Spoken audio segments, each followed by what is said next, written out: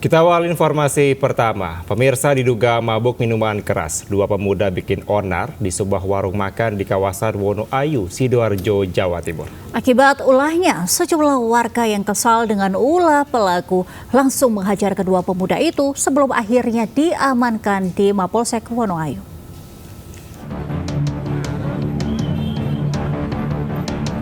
Suasana tegang terjadi di sebuah warung makan di kawasan Wonoayu, Sidoarjo, Jawa Timur, Rabu malam. Diduga mabuk minuman keras, dua pemuda yang belum diketahui identitasnya mengamuk dan bikin onar di sebuah warung makan. Tidak hanya mengamuk, satu dari dua pemuda yang mabuk itu juga membawa sebuah tongkat besi. Sejumlah warga yang mengetahui aksi pemuda mabuk itu akhirnya menghajarnya. Beruntung, sejumlah warga memakai jalan yang berhenti berusaha melerai sehingga kedua pemuda yang mengamuk dan bikin onar itu selamat dari amukan warga. Didampingi sejumlah petugas, Babin Kamtipnas dan Babinsa setempat. Kedua pemuda mabuk itu akhirnya diamankan di Mapolsek Wonoayu yang tidak jauh dari lokasi kejadian. Orang mabuk, marah-marah, bawa besi gitu. Semuanya turun tangan. Berarti siapa orang yang lewat di anu gitu? Iya, nggak tahu siapa wis. Yang mukul siapa, yang dipukul ya pastinya dua orang itu. Dan kayak nantang-nantang orang gitu. Kayak jagoan kan orang mabuk kan kontrolnya kurang. Ya agak marah-marah orang mabuk gimana sih gitu. Dipisah orang banyak tadi di sini. Karena tidak ada korban jiwa dan kerugian materi dalam kejadian itu, oleh polisi, insiden orang mabuk mengamuk itu akan dimediasi dan diselesaikan secara kekeluargaan bersama warga dan perangkat desa setempat. Dari Sidoarjo, Jawa Timur, Pramono Putra, iNews melaporkan. Dianggap meresahkan, 6 remaja belia di Sidoarjo, Jawa Timur diamankan warga. Remaja yang diamankan itu diduga anggota gangster yang kerap membuat rusuh dengan senjata tajam.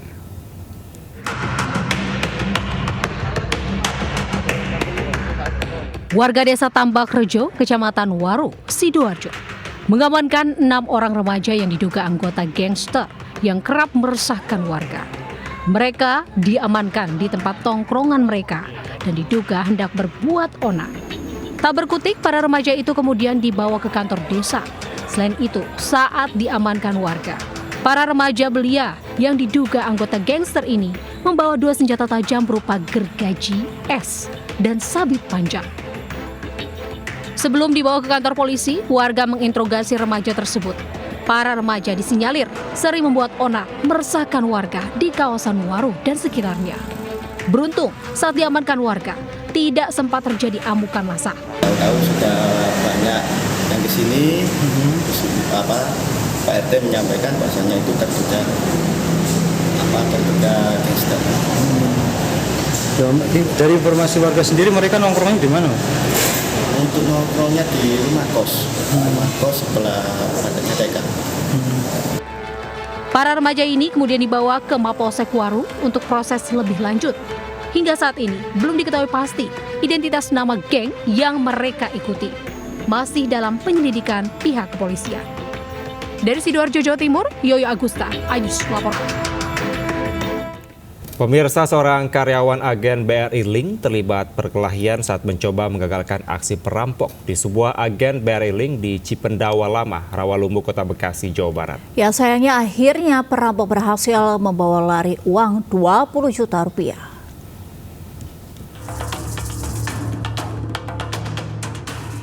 Aksi perampokan di agen BRI Link yang berlokasi di Jalan Cipendawa Lama, Bojong Menteng, Rawalumbu, Kota Bekasi, Jawa Barat terekam kamera. Awalnya 2 orang pelaku datang dengan 1 motor, meminta karyawan untuk keluar dari toko karena ingin transaksi.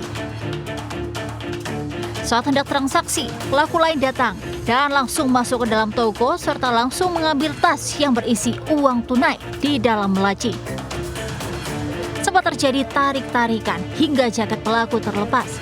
Sayang, pelaku akhirnya berhasil meloloskan diri dengan membawa lari uang tunai 20 juta rupiah.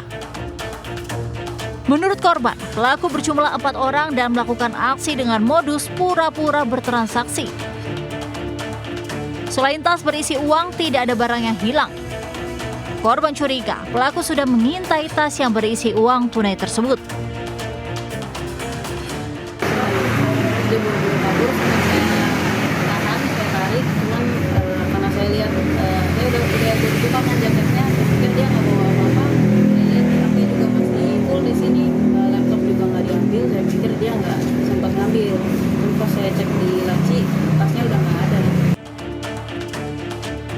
Berbekal rekaman kamera CCTV, korban pun melaporkan kasus tersebut ke Polsek Rawalumbu. Petugas kepolisian dari Polres Metro Bekasi Kota dan Polda Metro Jaya akhirnya mendatangi TKP dan meminta keterangan korban maupun saksi. Dari Bekasi, Jawa Barat, Rahmat Hidayat, iNews melaporkan. Pemirsa, Direktorat Reserse Kriminal Umum Polda Metro Jaya akhirnya berhasil menangkap 5 orang pelaku tindak pidana pencurian dengan kekerasan atau begal terhadap seorang calon siswa Bintara Polri. Ya, dari 5 pelaku, salah satu pelaku tewas ditembak karena melawan saat akan ditangkap.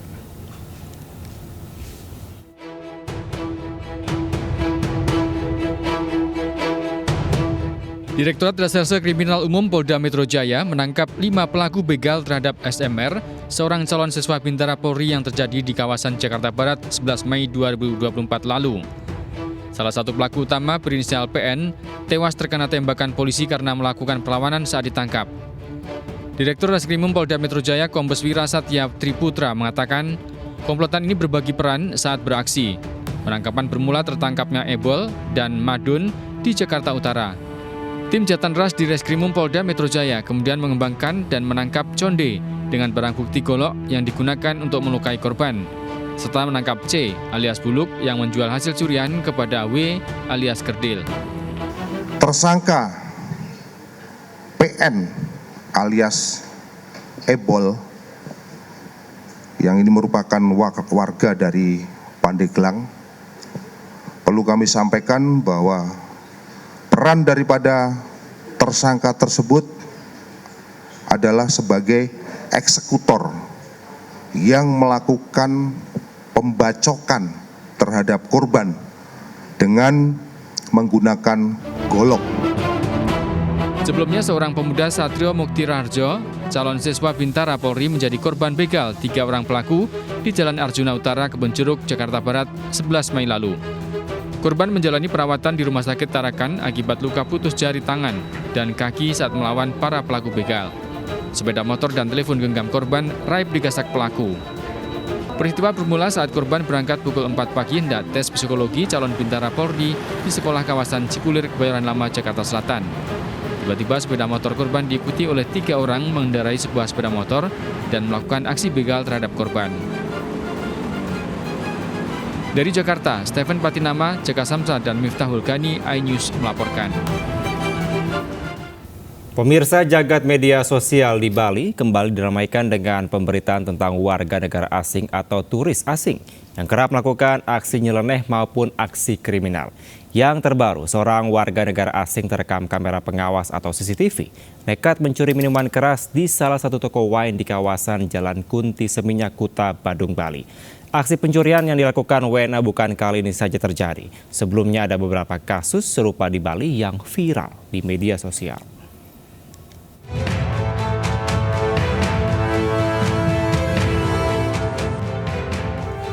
Inilah rekaman CCTV yang memperlihatkan seorang perempuan warga negara asing mencuri minuman keras di salah satu toko di Jalan Kunti Seminyak, Kuta, Badung, Bali, Selasa. Pada cuplikan video yang beredar di media sosial, warga negara asing yang belum diketahui identitasnya ini ke sebuah gerai minuman keras. Saat di dalam toko, WNA ini tidak membuka helmnya. Melihat menjaga toko lengah, WNA yang diduga berkewarganegaraan Prancis dengan cepat mengambil salah satu botol minuman keras di etalase untuk dimasukkan ke dalam tasnya. Staf toko mengatakan minuman yang hilang awalnya diketahui oleh staf yang sedang berjaga karena melihat adanya keganjilan dari susunan botol minuman di etalase. Setelah dilakukan pengecekan pada kamera pengawas, terlihat minuman berukuran mini yang hilang ternyata dicuri oleh WNA tersebut. Kita belum melapor polisi, cuma teman saya kebetulan yang ada yang kenal sama medsos, jadi dia yang viralin, Pak. Kirim ke medsos gitu. Ya, pasca kejadian tersebut yang bersangkutan WNA ini sudah pernah menghubungi? Belum ya? Belum. Artinya nggak ada etikat baik untuk? Iya, datang ke sini nggak.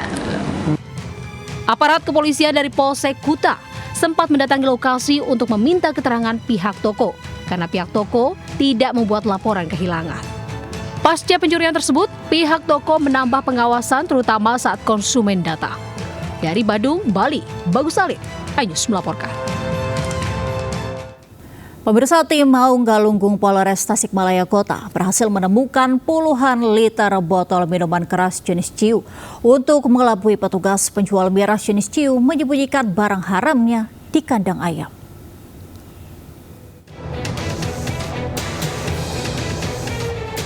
Penyimpanan miras di kandang ayam dan domba terbongkar saat pihak kepolisian melakukan penggerebekan tempat penyimpanan miras di Kampung Lengkong Kaler, Kelurahan Lengkong Sari, Kecamatan Tawang, Kota Tasikmalaya, Selasa siang. Dari kandang ayam tersebut, petugas mendapati puluhan kantong plastik berisi miras ciu dan botol miras. Penggerebekan tempat penyimpanan miras jenis ciu ini berawal dari informasi masyarakat. Selain itu, pihak kepolisian juga menggerebek 2 rumah di Kampung Bobojong, Kelurahan Panyingkiran, Kecamatan Indihang, Kota Tasikmalaya. Modus pelaku menyimpan miras di kandang ayam, kandang domba, bahkan disimpan juga di tempat sampah. Dari 2 rumah warga, polisi berhasil menemukan puluhan botol miras berbagai merek dan jenis, serta belasan liter miras jenis ciu. Polisi mengatakan para pemilik miras beserta barang bukti dibawa ke Mapolres Tasikmalaya Kota untuk dilakukan pemeriksaan lebih lanjut. Sudah dilakukan penggeledahan, ditemukan beberapa botol minuman jenis ciu yang disimpan di kandang ayam. Kemudian setelah itu kami melaksanakan operasi lagi ke wilayah lain, yaitu di wilayah Cinehel, Indihang. Ditemukan juga dari 2 buah rumah minuman beralkohol dengan berbagai merek. Razia penyakit masyarakat, khususnya miras ini, merupakan upaya untuk menekan dan meminimalisir peredaran miras di Kota Tasikmalaya. Dari Tasikmalaya, Jawa Barat, Asep Yuharyono, iNews melaporkan. Pemirsa, seorang anak sekolah dasar menjadi korban jambret di Jalan Laswi, Kota Bandung. Dalam modusnya, pelaku meminta tolong kepada korban untuk menelpon keluarganya. Inilah aksi penjambretan yang terekam kamera CCTV di kawasan Jalan Laswi, Kota Bandung, Jawa Barat.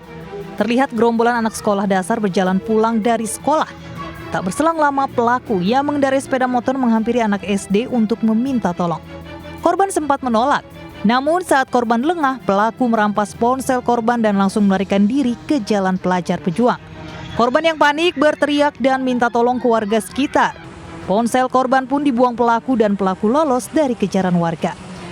Mau pinjam handphone, dia mau nelpon keluarganya, kata anak saya nggak ada kuota.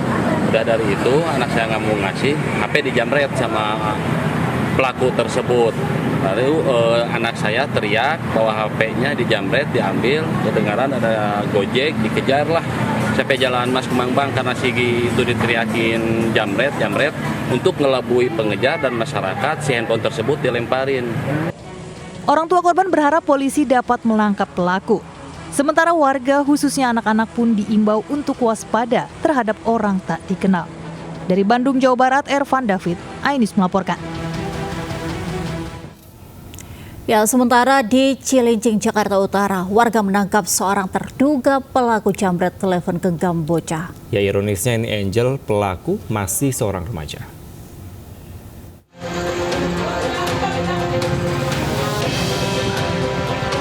Warga Kelurahan Kalibaru, Cilincing, Jakarta Utara digegerkan dengan penangkapan AN, seorang remaja terduga jambret Rabu sore. Untuk menghindari amukan massa, terduga pelaku jambret diamankan di kantor RW 14. Sebelumnya terduga pelaku ditangkap setelah menjambret ponsel yang sedang dimainkan seorang bocah di depan rumahnya. Teriakan korban menarik perhatian warga yang langsung menangkap pelaku. Namun saat terduga pelaku diamankan, ponsel korban sudah berpindah tangan ke pelaku lain. Di pinggir rumah, tapi rumah itu di pinggir jalan, di dalam gang. Dia merampas handphone orang gitu? Iya. Oke. Ada ngeliat, yakin maling. Langsung dikejar? Iya, langsung dikejar. Dapat. Nah, ditonjok sama warga, terus warga yang nonjok diminta HP tersebut. Remaja terduga jambret ini pun dalam pemeriksaan pihak polisian Polsek Cilincing, Jakarta Utara. Dari Jakarta, Sofian Firdaus, iNews melaporkan. Pemirsa, seorang siswi SMP menjadi korban perundungan teman satu sekolahnya di Kota Tegal, Jawa Tengah hingga viral. Polisi pun masih mendalami motif perundungan itu karena seluruh pelaku masih di bawah umur.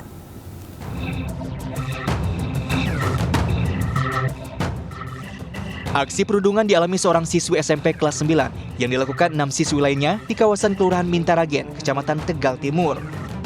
Bahkan korban sempat dianiaya hingga terjatuh dan video perundungan ini pun viral.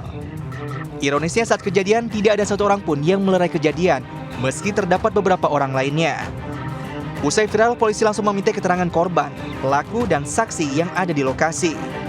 Diduga aksi perundungan akibat saling ejek antara korban dan temannya di media sosial. Polisi juga sudah melakukan mediasi antara pihak sekolah, keluarga korban dan keluarga pelaku di Pusat Pelayanan Terpadu PPT Puspa Kota Tegal. Pelanggar kita adalah orang tua kandung, bapaknya korban yang datang kemarin, yaitu tanggal 19 Mei Pak G. Pasca kejadian, kedua pihak diharapkan untuk tidak melanjutkan ke proses hukum demi masa depan anak-anak mereka.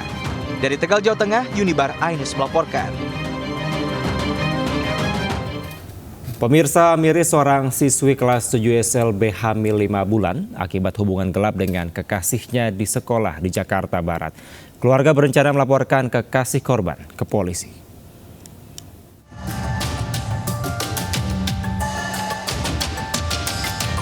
Seorang remaja perempuan berusia 15 tahun, siswi kelas 7 sekolah luar biasa di Jakarta Barat, hamil 5 bulan. Kondisinya diketahui ibu korban saat memeriksakan kesehatan anaknya ke dokter. Dari keterangan sang anak, bayi yang dikandungnya akibat perbuatan rekan sesama siswa yang mereka lakukan di toilet sekolah. Kasus asusila itu sempat dibantah pihak sekolah yang berdalih jika dirunutkan dengan usia kehamilan, peristiwa itu terjadi pada Desember, di mana 2 pekan di bulan itu merupakan libur semester. Pihak sekolah sudah berkoordinasi dengan keluarga terduga pelaku yang berjanji akan bertanggung jawab.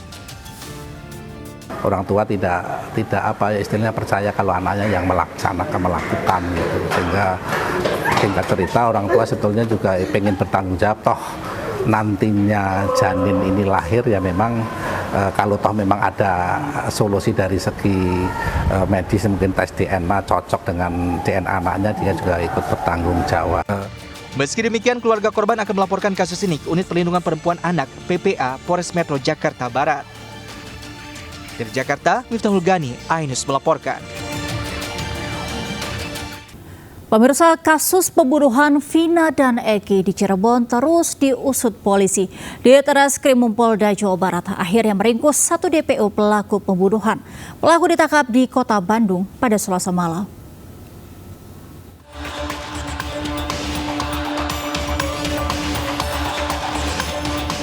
Direktorat Reserse Kriminal Umum Polda Jabar akhirnya meringkus 1 DPO pelaku pembunuhan Vina dan Rizky alias Eki di Cirebon 2016 silam. 1 DPO yang ditangkap bernama Peggy Setiawan alias Perong. Pelaku ditangkap di Kota Bandung, Jawa Barat pada Selasa malam. Pelaku Peggy bekerja sebagai buruh bangunan. Polisi juga belum mengungkap peran Peggy dalam kasus pembunuhan ini. Pasca penangkapan, polisi langsung menggeledah rumah Peggy Setiawan di Desa Kepompongan, Kecamatan Talun, Kabupaten Cirebon. Polisi mencari alat bukti terkait keterlibatan Peggy dalam kasus ini. Selama 3 jam melakukan penggeledahan, polisi juga meminta keterangan 3 orang dari keluarga Peggy. Sejumlah alat bukti turut diamankan polisi dari tempat tinggalnya guna melengkapi berkas penyelidikan. Telah berhasil menangkap 1 orang terduga pelaku yang berstatus DPO sejak 2016. Ya, yang kita kenal dengan nama Saudara Peggy alias Perong, atau saat ini kita berdasarkan informasi yang kita dapatkan bernama Peggy Setiawan, seorang warga Cirebon ya yang bekerja sebagai buruh bangunan. Di sini adalah lokasi atau alamat yang merupakan kediaman berdiam daripada Saudara P. Tadi ada 3 orang. Ya. Siapa aja itu, Bang? Tentunya pihak keluarga, kemudian juga ada beberapa saksi. Sementara 4 terpidana kasus pembunuhan Vina dan Eki dititipkan di Rutan Kelas 1 Kebonwaru, Bandung. Sementara 3 terpidana lainnya masih menjalani pemeriksaan di Treskrimum Polda Jabar. Selama proses pemeriksaan Polda Jabar, para terpidana akan menempati ruang tahanan khusus karantina. Hingga kini, polisi masih memburu 2 DPO lainnya, Andi dan Dani, yang diduga ikut berperan menganiaya dan memperkosa Vina. Dari Bandung dan Cirebon, Jawa Barat, Mujib Praitno, Diki Wismara, Toh Iskandar melaporkan. Pemirsa, pekerja seks komersial histeris terjaring razia oleh petugas di Jakarta. Sementara itu 5 pasangan bukan suami istri terjaring razia Satpol PP di sejumlah hotel di Kabupaten Tuban, Jawa Timur.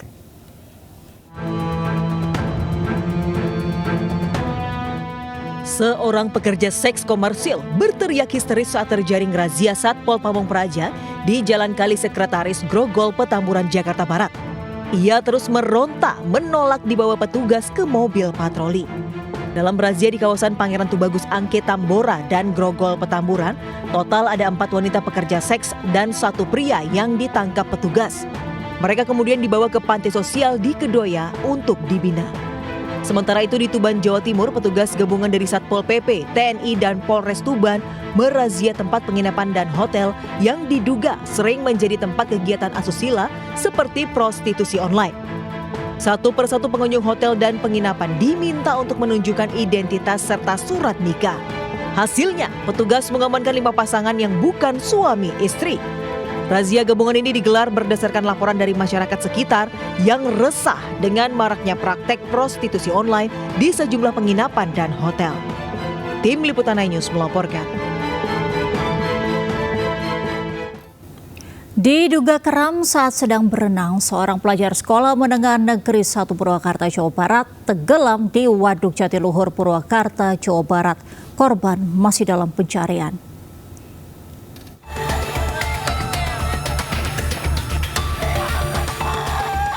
Tangis histeris ibu korban pecah saat tiba di sekitar Danau Waduk Jatiluhur, Purwakarta, Jawa Barat. Sambil memeluk suaminya, dia histeris memanggil nama anaknya, Muhammad Rizky Gunawan. Sebelumnya, Muhammad Rizky Gunawan, 17 tahun, bermain dan berenang di Waduk Jatiluhur bersama teman-teman sekolahnya Rabu pagi. Meski sudah dilarang temannya, korban nekat berenang ke tengah danau dan tiba-tiba berteriak minta tolong. Diduga korban kelelahan dan alami kram saat berenang hingga akhirnya tenggelam. Di pinggir doang, nah dia teh pengen ke tengah, udah dibilangin jangan ke tengah Ki, jangan ke tengah, gak bener. Nah dia tetap aja maksain ke tengah. Nah gak lama, udah mau sampai yang itu tuh yang pelampung itu, dia bilang teriak tolong, nah langsung nolongin pakai perahu yang itu yang kecil ke tengah. Kendalanya memang di sini adalah pas ini adalah memang ada palungan atau dalam itu ya, ada sekitar 6 meter, kemudian banyak ranting di bawah. Apakah dia tersangkut di bawah? Kita berusaha ya bersama dengan Pak Kapolsek Jatiluhur. Tim gabungan dari Satpol Airut, polisi, TNI, tim SAR, Basarnas dibantu warga sekitar masih terus melakukan pencarian korban. Dari Purwakarta, Jawa Barat, Irwan Ayus melaporkan. Pemirsa, hari ke-12 operasi pencarian korban banjir lahar dingin di Kabupaten Agam, Sumatera Barat membuahkan hasil. Tim gabungan kembali menemukan 1 korban dalam kondisi tidak bernyawa tersangkut di aliran sungai sekitar 7 km dari rumah korban di Galuang Nagari, Sungai Puar.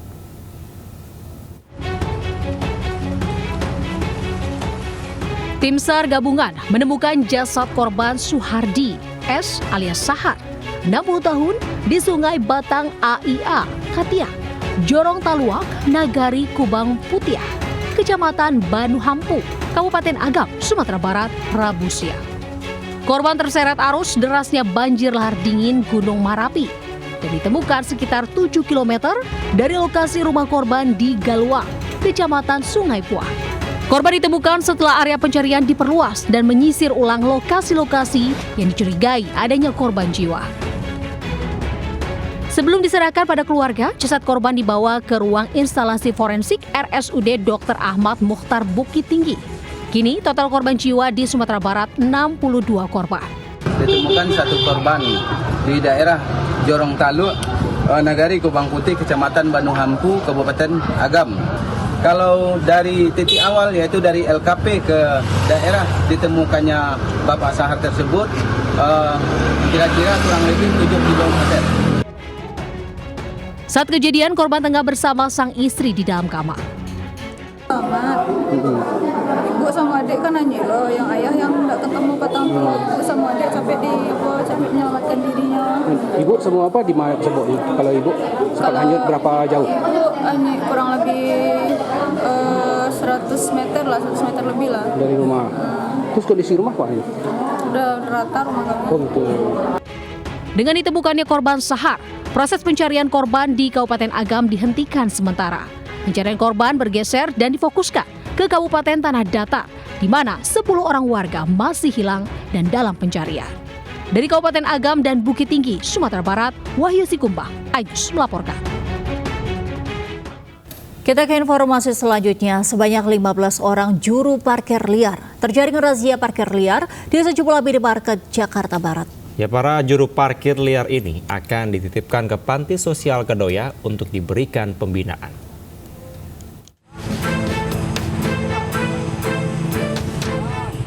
Petugas gabungan Suku Dinas Perhubungan, TNI Polri, dan Satpol PP, Pemkot Jakarta Barat menggelar razia juru parkir liar Rabu siang. Kali ini, petugas gabungan menyasar di sepanjang Jalan Klingkit dan Bojong, Cengkareng, Jakarta Barat. Sejumlah juru parkir liar yang berada di minimarket terjaring razia ini. Tak berhenti sampai di situ, petugas gabungan menyambangi Jalan Panjang Kebonjeruk, Jakarta Barat. Di lokasi ini, petugas juga mendapati juru parkir liar di minimarket. Dalam razia kali ini, petugas gabungan berhasil mengamankan 15 orang juru parkir liar. 15 orang juru parkir liar ini melanggar Perda nomor 5 tahun 2012 tentang perparkiran serta Perda nomor 8 tahun 2007 tentang ketertiban umum. Kita dari Cengkareng menuju Jalan Bojong, Jalan Klingkit sampai ke Jalan Panjang Kebonjeruk. Untuk hasil hari ini ada sebanyak 15 yang sudah kita bawa ke Sudinhub Jakarta Barat untuk kita berikan surat pernyataan agar mereka tidak kembali lagi ke tempat-tempat yang sudah dilarang. Jika kedapatan ada yang 2 kali terjaring razia, juru parkir liar akan dititipkan ke Panti Sosial Kedoya untuk diberikan pembinaan. Jakarta, Miftahul Gani, Ayus melaporkan. Pemirsa, hujan deras disertai angin kencang yang melanda kota Bengkulu menyebabkan satu pohon berukuran besar di Jalan Sentot Al-Basyah tumbang. Pohon menimpa satu warung dan 2 unit sepeda motor.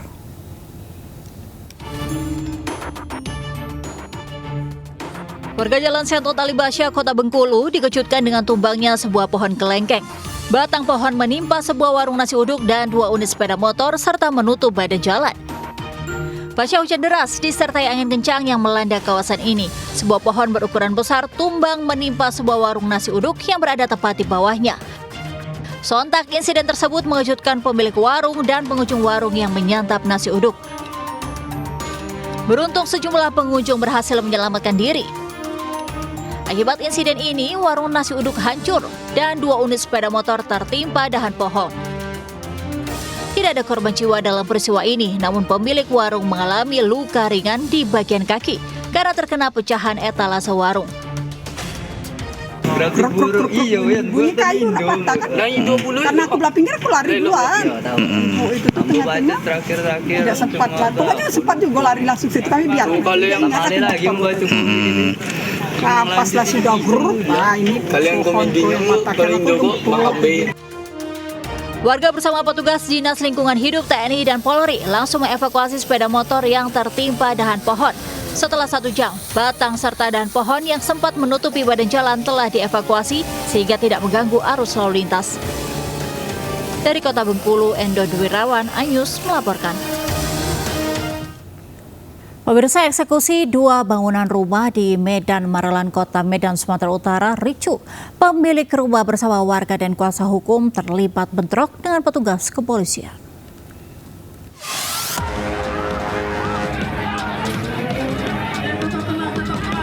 Aksi saling dorong hingga lempar kursi tak terhindarkan saat eksekusi pengosongan 2 unit bangunan rumah toko milik almarhum Darmit di Jalan Marelan Raya, Pasar 5, Kelurahan Rengas, Pulau, Kecamatan Medan Marelan, Kota Medan terjadi antara keluarga pemilik ruko dengan petugas kepolisian dari Polres Pelabuhan Belawan.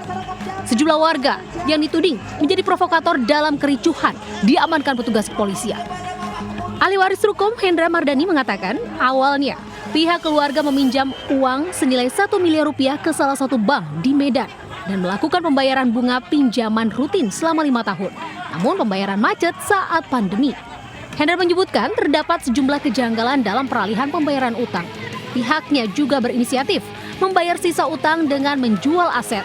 Namun eksekusi yang dinilai cacat tersebut tetap dilakukan. Itu sudah berjalan 7 bulan dibayar. Setelah itu macetlah 1 bulan sebelum Covid. Etikat untuk membayar dalam bentuk mengupayakan jual aset, tapi kan itu butuh proses, tidak segampang balikan telapak tangan jual aset. Paniteranya meminta kepada kepolisian, kami sudah keberatan dengan cara paksa meminta ini untuk dikosongkan. Pengosongan rumah tergugat terlibat hutang dengan salah satu bank di Medan yang sudah melelang tanpa adanya pemberitahuan dan disita sejak 2023 kemarin. Seluruh aset 2 ruko tersebut yang keseluruhannya mencapai total 3 miliar rupiah. Dari Medan, Sumatera Utara, Yuda Bahar, iNews melaporkan. Pemirsa, viral di media sosial, sekelompok orang menggeruduk rumah mewah di Kembangan, Jakarta Barat. Mereka ternyata adalah ART yang menuntut pembayaran gaji dari majikannya.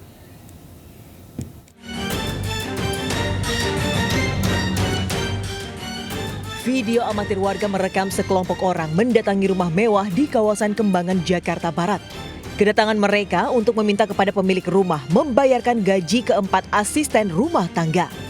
Menurut keterangan dalam postingan video tersebut, gaji asisten rumah tangga ini tidak dibayarkan selama 8 bulan. Dari keterangan petugas keamanan setempat, insiden itu sudah diselesaikan. Gaji para ART pun sudah dibayar langsung oleh majikan. Katanya ada 4, itu udah dibayar semua, langsung keluar semua. Itu infonya berapa bulan Pak nggak dibayar Pak? Waduh, kalau infonya saya kurang tahu, misalkan saya nggak tahu. Pak, untuk alasannya Pak, kenapa sih Pak nggak dibayar Pak? Mungkin kan dibayarnya, mungkin karena kontrak dia kerjanya kali ini. Biasanya gitu. Oh, biasanya kontrak Pak. Kontraknya setahun sekali apa gimana Pak? Kadang-kadang kalau setahun sekali. Hingga kini keempat pembantu rumah tangga tak lagi berada di rumah mewah ini dan telah kembali ke kampung halamannya. Dari Jakarta, Miftahul Gani, iNews melaporkan. Pemirsa, bayi laki-laki baru dilahirkan ditemukan warga di area parkir sebuah rumah sakit di Rejang Lebong, Bengkulu. Bayi tersebut diduga sengaja ditelantarkan orang tuanya.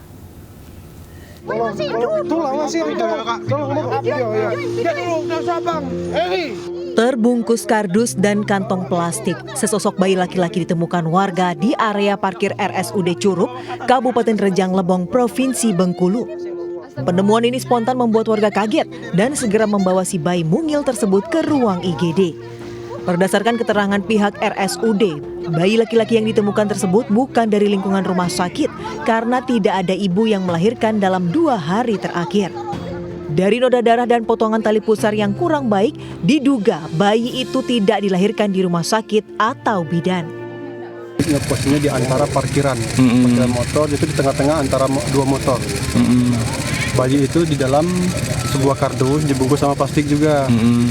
Setelah itu sama kawan-kawan juga langsung kami bawa aja ke UGD untuk ditangani lebih lanjut, biar dibersihkan, dapat baru.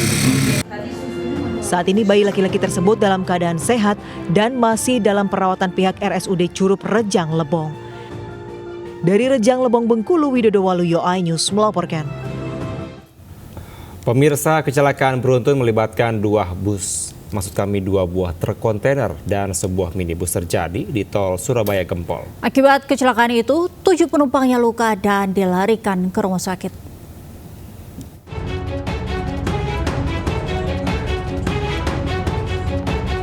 Diduga akibat perilaku pengemudi truk yang ugal-ugalan, di jalan tol. 2 buah truk kontainer terlibat kecelakaan beruntun dengan sebuah minibus di jalan tol Surabaya Gempol, kilometer 751/400, arah Sidoarjo menuju Waru.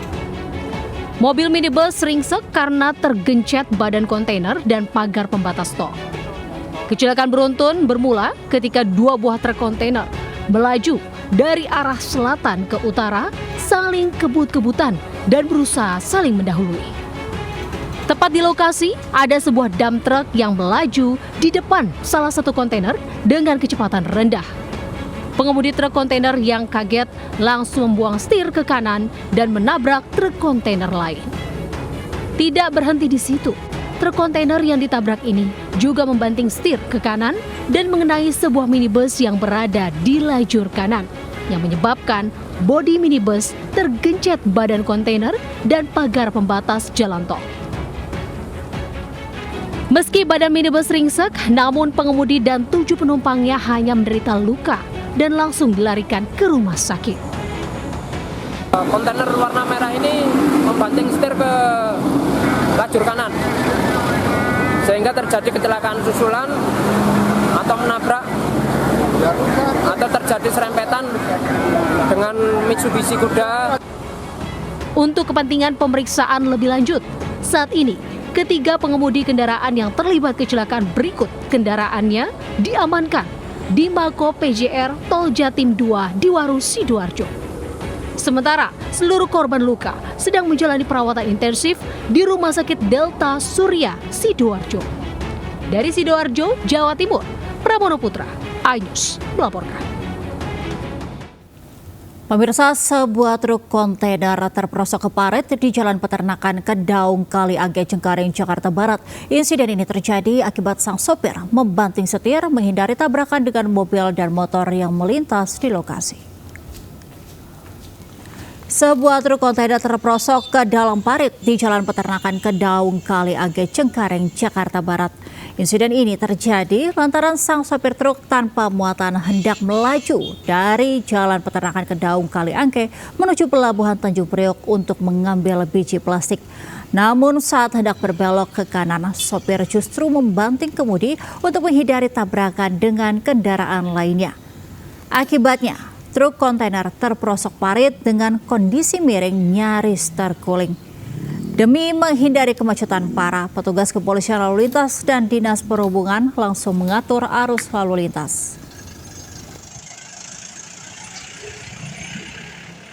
Sementara pemirsa, 2 orang tewas dan 15 orang luka-luka dalam kecelakaan rombongan pelajar study tour di Jalan Tol Kabupaten Jombang, Jawa Timur pada Rabu dini hari. Diduga insiden terjadi akibat sopir bis mengantuk.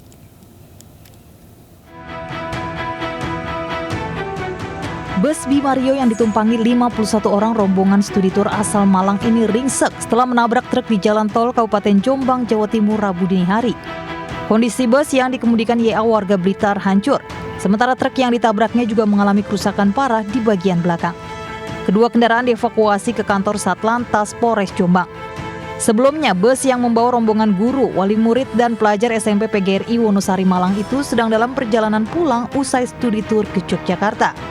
Saat melintas di tol Kabupaten Jombang KM 649, bus tersebut tiba-tiba oleng dan menabrak bagian belakang truk Fuso yang melaju di depannya. 2 orang kernet bus dan seorang guru tewas, serta 15 lainnya luka-luka dalam kecelakaan ini. Diduga sopir bus mengantuk saat berkendara. Kayak oleng ini. Kenapa katanya? Indikasi supirnya ngantuk. Rombongan dari Jogja pariwisata SMP PG 1 Wonosari Malang sama Malang. Terus kondisinya gimana? Keretnya meninggal, satu meninggal sama katanya informasi terakhir itu gurunya meninggal satu. Kasus kecelakaan tersebut ditangani petugas dari Satlantas Polres Jombang. Dari Jombang, Jawa Timur, Muhtar Bagus, iNews melaporkan. Pemirsa, satu bus yang membawa rombongan study tour siswa dan guru madrasah Ibtidaiyah Negeri 1 Pesisir Barat masuk jurang di ruas jalan lintas barat wilayah Sedayu, Lampung. 4 orang penumpang bus mengalami luka berat.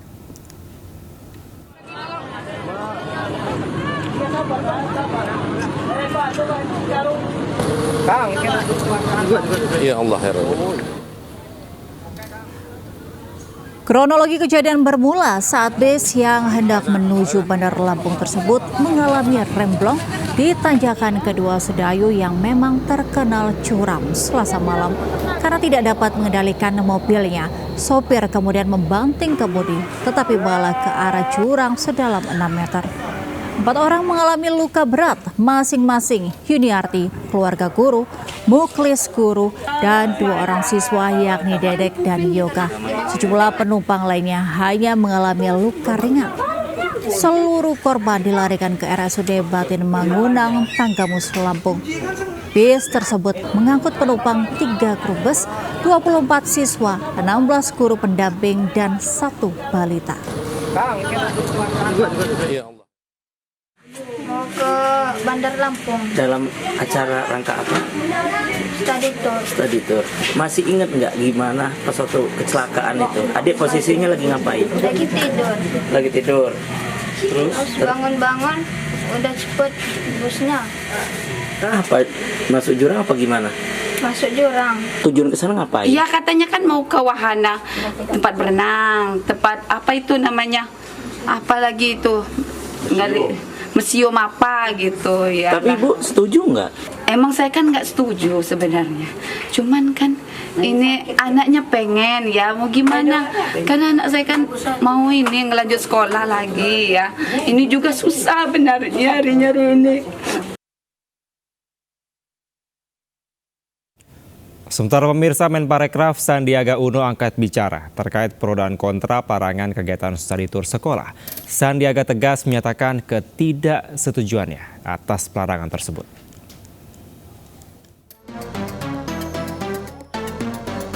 Insiden kecelakaan bus pariwisata yang ditumpangi para siswa SMK Lingga Kencana Depok di wilayah Subang, Jawa Barat beberapa waktu lalu berimbas pada dilarangnya kegiatan study tour oleh sejumlah pemerintah daerah di tanah air. Menteri Pariwisata dan Ekonomi Kreatif Sandiaga Salahuddin Uno menyayangkan kebijakan yang diambil oleh sejumlah pemerintah daerah tersebut. Sandi menegaskan harusnya yang dilakukan adalah evaluasi dan pengetatan penggunaan armada transportasi. Nomor 1, keamanan dan keselamatan harus jadi prioritas utama. Dan kedua, pihak sekolah, instansi, dan organisasi harus memilih moda transportasi wisata yang handal dan lolos uji kelaikan sesuai dengan aturan pemerintah. Dan menunjuk juga supir dan SDM, kernet, dan mekanik yang memiliki registrasi dan sertifikasi. Dalam upaya menekan angka kecelakaan bus pariwisata, Kemenparekraf terus mensosialisasikan pengawasan moda angkutan yang sudah lulus uji KIR dengan memperkuat sinergi antar kementerian dan stakeholder terkait. Dari Jakarta, Fakih Satrio, iNews melaporkan. Pemirsa, sebanyak 16 pekerja migran yang hendak pulang ke Indonesia dibuang ke Pulau Tanjung Acang, Batam yang tak berpenghuni oleh tekong yang membawanya dari Johor Bahru, Malaysia. Para pekerja migran itu akhirnya dievakuasi polisi dan TNI Angkatan Laut.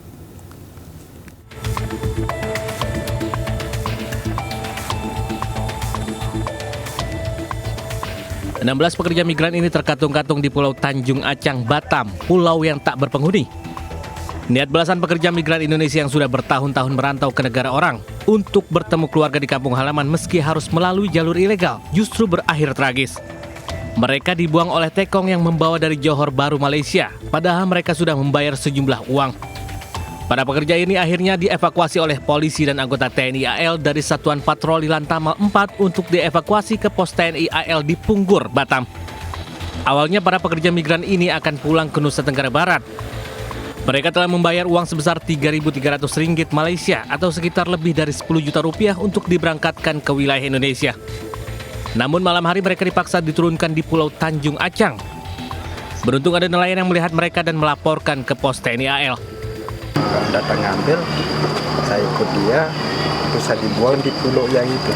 Dibuang maksudnya gimana? Disuruh turun kah? Atau ke tempat kejadian, ditemukan. Mereka kabur dulu karena mengetahui kita aparat. Setelah itu kita telusuri barulah ketemu seluruhnya. Berita singkatnya seperti itu. Setelah hasil investigasi awal, Bu, mereka tidak mengenali. Saat ini ke-16 PMI ilegal ini sudah diserahkan ke BP2MI, Kepri, untuk selanjutnya dipulangkan ke kampung halamannya masing-masing. Sementara petugas masih memburu tekong dan mafia di balik pengiriman para pekerja migran ilegal ini. Dari Batam, Kepulauan Riau, Gusti Enosa Anyus melaporkan. Kita ke informasi ibadah haji pemirsa. Pemerintah Arab Saudi telah mengeluarkan kartu pintar atau smart card untuk dibagikan kepada jemaah haji Indonesia. Ya, kartu pintar ini sekaligus sebagai akses mengikuti rangkaian ibadah di Arafah, Musdalifah, dan Mina Ar-Musna.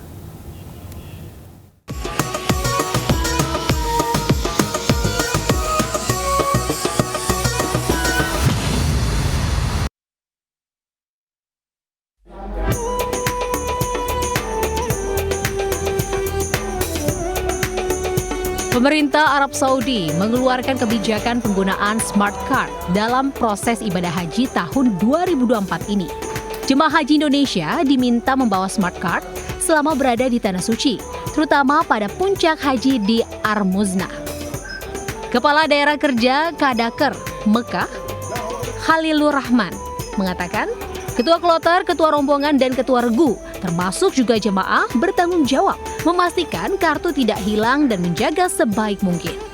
Pemerintah Arab Saudi telah menyiapkan cadangan kartu bagi jemaah apabila kehilangan smart card. Namun jumlahnya sangat terbatas.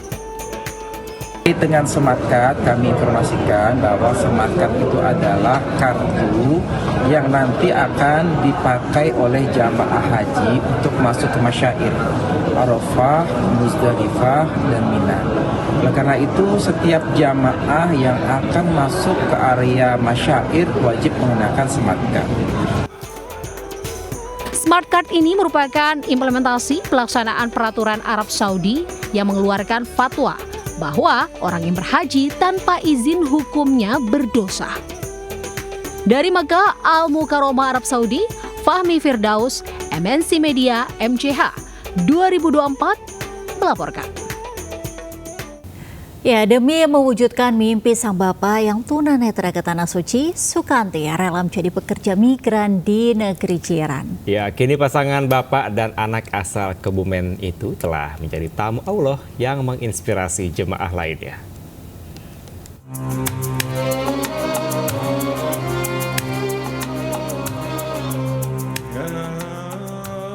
Meski dunia terasa gelap gulita, namun cahaya ilahi menuntun Suroso menuju ke Baitullah. Menjadi tunanetra sejak berusia 8 tahun, tak menyurutkan niat Suroso menunaikan rukun Islam kelima. Kakek 84 tahun asal Kebumen, Jawa Tengah ini pun mendapat kursi prioritas saat mendaftar haji pada 2018 silam. Tahun aslinya ke tahun 2015 kula kelampan tahun 2012. Sing biayai bidal kaji sinten, Mbak? Sing biayai anak kula nika Sukanti. Ngeling kali sareng-sareng kali video, tapi sing kathah nika. Biasa sehat. Sehat kula seneng kula. Keberangkatan Suroso menunaikan ibadah haji tak lepas dari peran putri sulungnya, Sukanti, yang merantau ke negeri jiran sebagai pekerja migran. 25 tahun mencari rezeki di perantauan, Sukanti akhirnya berhasil mewujudkan impiannya menjalankan rukun Islam kelima bersama sang ayah. Selama di Kota Nabi, dengan telaten, Sukanti pun merawat dan menemani sang ayah saat beribadah. Setiap hari sebelum azan berkumandang, Suroso selalu menunggu anaknya Sukanti untuk sholat berjemaah di Masjid Nabawi, Madinah. Perbedaan lokasi shaf sholat jemaah laki-laki dan perempuan tak menyurutkan langkah Sukanti untuk berbakti pada sang ayah.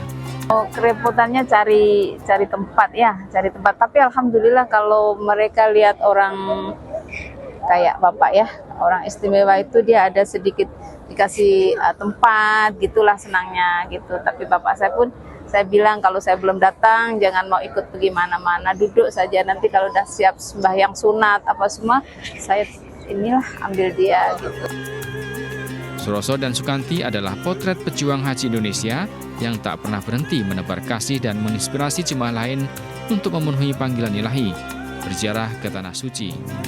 Dari Madinah, Arab Saudi, Suhud Nur Fadli, iNews, anggota Media Center Haji 2024 melaporkan.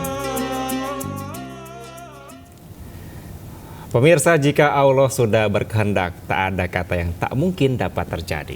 Hal inilah yang dialami pasangan suami istri yang bekerja sebagai pemulung sampah dapat menunaikan ibadah haji. Ya, warga desa Karangdieng, Kecamatan Kutorejo ini mengumpulkan uang sedikit demi sedikit dari hasil memulung sampah di TPA Karangdieng setiap hari.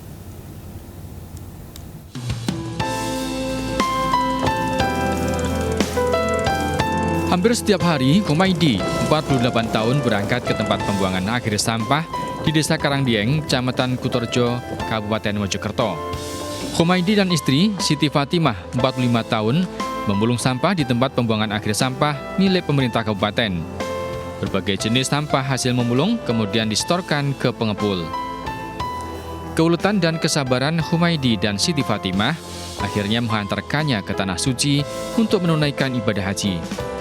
Keduanya mendaftarkan diri ke salah satu kelompok bimbingan ibadah haji 13 tahun silam. Nggak menyangka? Nggak nyangka, Mas. Saya bisa berangkat tahun ini. Itu dulu daftarnya tahun berapa sih, Pak? Tahun 2011. 2011 itu gimana ceritanya? Sebelumnya itu mau beli tanah, terus tidak jadi. Lalu saya buat daftar haji itu. Untuk melunasi kekurangan ongkos haji, Humaidi yang berpenghasilan Rp100.000 menyisihkan Rp75.000 untuk biaya haji, sedangkan Rp25.000 digunakan untuk memenuhi kebutuhan sehari-hari. Keduanya pun terharu dan bangga serta bersyukur dapat melunasi biaya haji pada tahun 2023 dan berangkat ke Tanah Suci tahun ini. Porsi haji? Nggih, kewirang Mas. Senang ya? Senenge wis waune langsung kok ngoten. Upayanya berapa tahun sih Bu ini? Menunggunya? Menuju 13 tahun. 13 tahun. Nggih. Kementerian Agama Kabupaten Mojokerto memberangkatkan 1.378 calon jemaah haji ke Tanah Suci. Semuanya akan berangkat tanggal 28 Mei mendatang yang dibagi dalam 3 kloter embarkasi Surabaya. Dari Kabupaten Mojokerto, Jawa Timur, Solahuddin, iNews melaporkan. Kita ke informasi lainnya, pemirsa, air berkah Waisak yang sebelumnya diambil dari sumber mata air Umbul Jumprit tiba di pelataran Candi Mendut, Kabupaten Magelang, Jawa Tengah. Ya, usai menggelar puja bakti dan ritual pradaksina, air berkah Waisak kemudian disemayamkan dan juga disakralkan di dalam Candi Mendut untuk perayaan Hari Waisak di Candi Borobudur.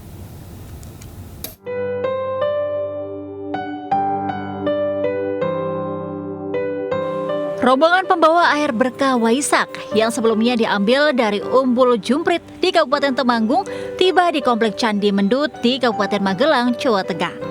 Kedatangan 22 kendi berisi air suci Waisak tersebut langsung disambut para biksu dan ribuan umat Buddha.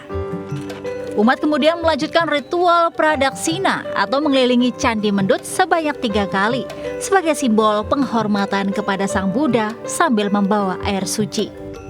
Setelah itu, air berkah Waisak kemudian dibawa naik untuk disemayamkan dan disakralkan di dalam Candi Mendut bersebelahan dengan api Dharma. Keduanya nanti akan dibawa ke Candi Borobudur sebagai sarana puja perayaan Waisak. Bagi umat Buddha, air berkah Waisak ini memiliki makna simbol kehidupan dan kedamaian bagi semua makhluk. Air yang di Umbul Jumprit ya, fungsinya seperti apa? Untuk sebagai puja kepada Buddha, Dhamma dan Sangha. Air simbolis daripada kehidupan, simbolis daripada netral, damai, dan juga simbol dari sebuah kehidupan yang baru. Peringatan Waisak tahun ini mengusung tema untuk bahagia sebagai makhluk dan manusia. Marilah kita meningkatkan kesadaran yang diajarkan oleh Sang Buddha. Puncak peringatan Waisak akan dilaksanakan di Candi Borobudur. Dari Magelang, Jawa Tengah, Puji Hartono, iNews melaporkan. Ya, Angel dan pemirsa, pas banget nih menikmati libur panjang pada hari ini. Kita bisa menyantap bakmi kekinian yang berada di Pasar Besi Keborsiri, Kota Bandung, yang tentunya bisa menjadi pilihan Anda. Ya, betul Kevin. Bakmi homemade yang kenyal kemudian ditambah dengan bumbu fusion Nusantara dan Asia Timur membuat sensasi rasa yang unik dan autentik. Seperti apa ya enaknya? Berikut liputannya.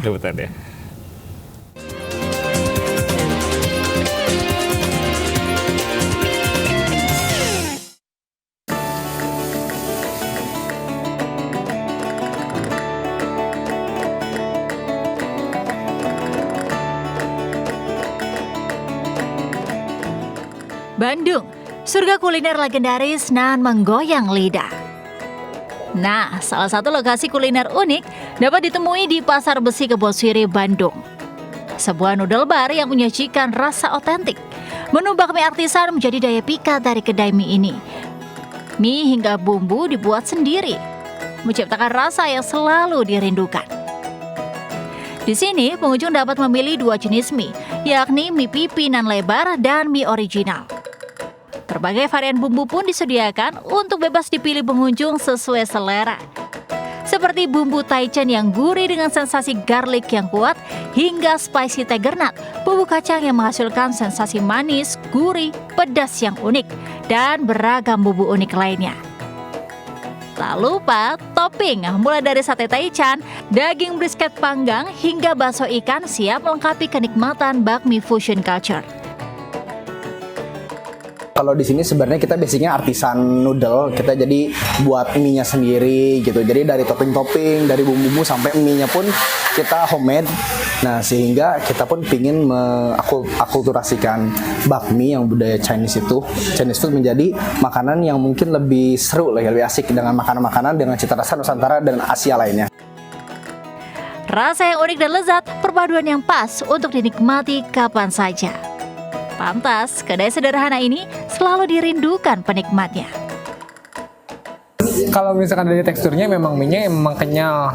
Penasaran sama informasinya kan memang homemade ya, tapi yang lebih amazing-nya itu adalah si brisketnya kerasa banget. Sensasi rasanya enak ya, yang pastinya. Terus gurih juga gitu ya. Kuahnya ditambah sama mie-nya.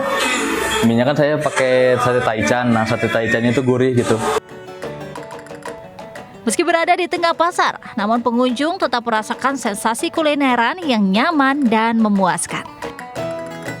Dari Kota Bandung, Jawa Barat, Sondi Agung, iNews melaporkan.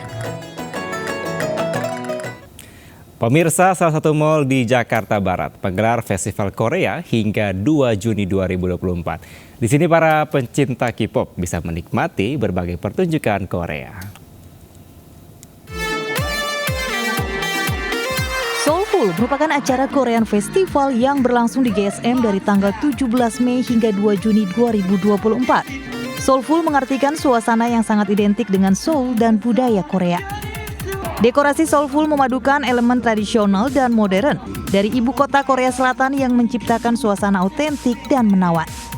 Pengunjung bisa menikmati berbagai pertunjukan seperti K-pop Dance Competition, K-pop Dance Cover, dan Samyang Contest.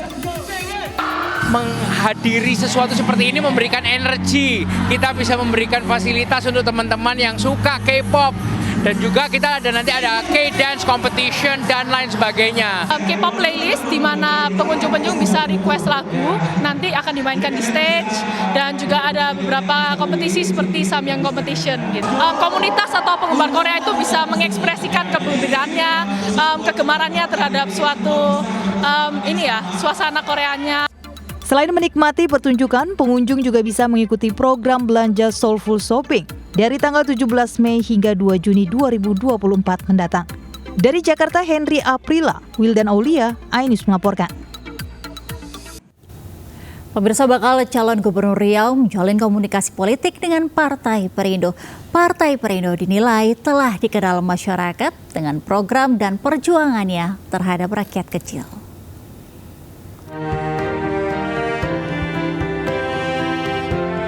Jelang Pilkada Serentak 2024, DPW Partai Perindo Riau menerima kunjungan silaturahmi politik bakal calon gubernur M. Nasir.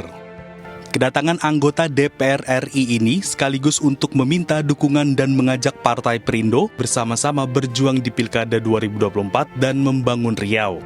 M. Nasir menegaskan perjuangannya untuk membenahi infrastruktur, dana bagi hasil migas, pendidikan, dan kesehatan. Mengajak bersama-sama gabung dan membangun Riau. Insyaallah kalau kita diberikan rezeki menjadi gubernur, Perindo di tengah-tengah bersama untuk membangun dan gotong royong menyelesaikan pembangunan di Riau. Ini merupakan sebuah pekerjaan penghormatan.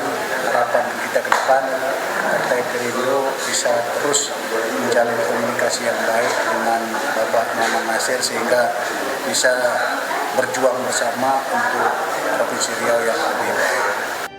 Pertemuan ini juga dihadiri langsung 9 anggota legislatif dari berbagai kabupaten kota di Provinsi Riau yang terpilih pada Pileg 2024 lalu. Dari Pekanbaru, Riau, Indra Yose Rizal, iNews melaporkan. Kita ke informasi lainnya pemirsa, unjuk rasa ratusan mahasiswa sekota Bekasi, Jawa Barat di depan kantor DPRD Kota Bekasi berakhir ricuh.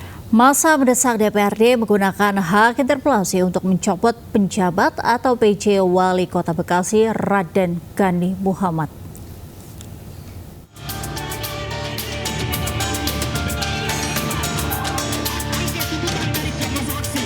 Aksi demo yang sejak awal memanas ini berujung pada bentrokan saling baku hantam dengan aparat. Bahkan salah satu aparat yang terjatuh langsung terinjak-injak mahasiswa yang hendak menerobos ke dalam gedung DPRD Kota Bekasi. Mahasiswa juga merobohkan dan melemparkan pagar gerbang DPRD ke aliran Kalimalang. Kericuhan berlanjut dengan mahasiswa yang berhasil menerobos barisan aparat dan kemudian terjadi kembali baku hantam tepat di depan pintu ruang sidang paripurna. Dalam aksi ini, mahasiswa menuntut agar DPRD Kota Bekasi menggunakan hak interpelasinya untuk segera mencopot pejabat Wali Kota Bekasi, Raden Gani Muhammad yang dianggap telah membuat gaduh tata pemerintahan Kota Bekasi. PJ dianggap sewenang-wenang menyakiti hati rakyat dengan tidak segera menyetujui pembayaran gaji 250 orang pekerja PHL kebersihan yang belum digaji sejak 5 bulan lebih. Apakah ada perilaku yang membuat gaduh gitu di Kota Bekasi, di pemerintahan Kota Bekasi itu? Ya, ada baik jadi Bapak. Ya, salah satunya mungkin dari teman-teman GMNI, misal saudara saya, Febri, mengatakan bahwa dia tidak baik untuk menjadi Bapak di Kota Bekasi. Salah satunya adalah telah berkurangnya anggaran kerjasama antara Provinsi DKI dan juga Kota Bekasi dari angka 371 miliar menjadi 321 miliar. Mengurangi 50 miliar itu hak masyarakat. Mahasiswa mendesak agar pencopotan pejabat wali kota segera dilaksanakan. Mahasiswa akan turun kembali dengan massa yang lebih besar jika tuntutan tidak segera dilaksanakan. Dari Bekasi, Jawa Barat, Rahmat Hidayat, iNews melaporkan. Pemirsa, viral seekor sapi masuk ke jalan tol kisaran 50 di Asahan, Sumatera Utara. Ya, pemilik dan petugas patroli jalan tol ikut menghalau dan mengejar sapi agar keluar dari jalan tol.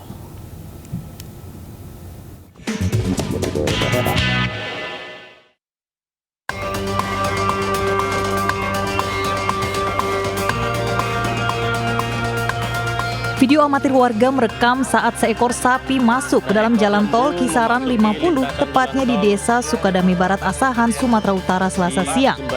Sapi tersebut dengan santai berlenggang di jalan tol. Seorang warga yang diduga pemilik sapi menghampiri si sapi dan menghalaunya keluar jalan tol. Namun sapi tetap tak mau keluar dari jalan tol. Tak berapa lama kemudian, petugas patroli jalan tol datang dan membantu menghalau sapi. Petugas patroli jalan tol butuh kerja keras karena sapi berlari kencang melawan arah kendaraan yang di jalan tol. Beruntung, kendaraan yang melintas di jalan tol masih sepi. Akhirnya sapi berhasil dihalau keluar. Menindaklanjuti video tersebut, Satlantas Polres Asahan melakukan patroli untuk memastikan tidak ada hewan ternak yang masuk kembali ke jalan tol. Berikut kita akan mendata dari beberapa pemilik hewan ternak di sekitaran kampung yang berada di sekitaran jalan tol. Itu kami kumpulkan.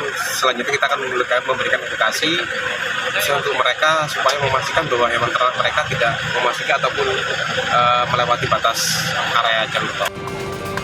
Petugas mengimbau kepada pemilik ternak agar mengawasi hewan ternaknya saat mencari makan di pinggiran jalan tol. Karena hewan ternak yang masuk ke jalan dapat membahayakan pengguna jalan. Dari Asahan, Sumatera Utara, Ulil Amri, iNews melaporkan.